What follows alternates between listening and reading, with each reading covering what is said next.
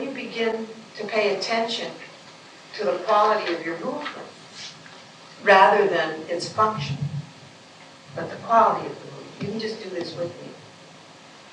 Now, a function for a movement might be, I'm going to pick the food up in my fork and I'm going to put it in my mouth. That's the function. Now, what you're paying attention to is whether you get the food in your mouth, right?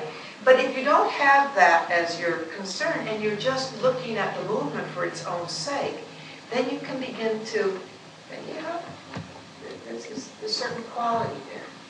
Now let's just see how the quality can change. Let's just imagine that I'm going to take the same movement, but I'm going to do it as fast as possible.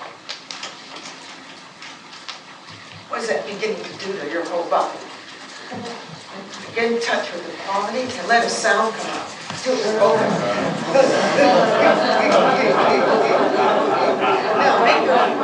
Now make your fingers tight.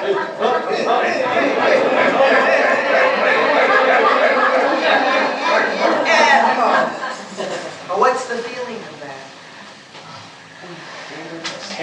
Anger, frustration, impatience. Okay. Now, also that means that we have the capacity not only to generate feelings from movement, but we have the capacity to choose the kinds of movements, to generate the kinds of feelings we choose to have. So let's just say that we're sitting like this. Your arms are crossed, your legs are crossed. You're kind of pulled back, your head's a little bit down.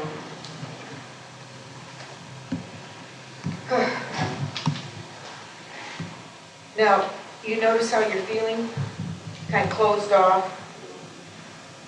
Okay, so geez, I noticed that I'm feeling pretty closed off. I noticed this, this, and this. Okay, see what happens if I just uncross my leg, take my arms, just kind of straighten up in my chair. Now, it's absolutely impossible to feel the same way. You just can't feel that anymore. So, any more than you can't try putting your arms up like that, look up at the sky, and say, oh, I just feel so depressed.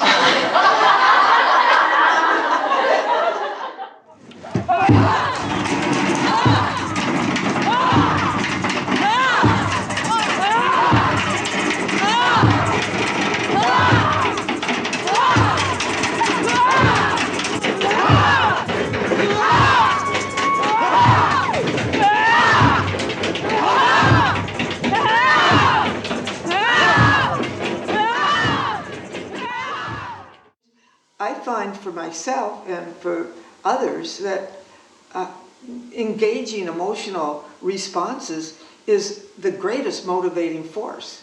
It generates motivation.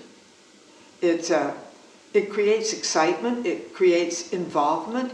It brings the performer in contact with the audience. It makes a bridge.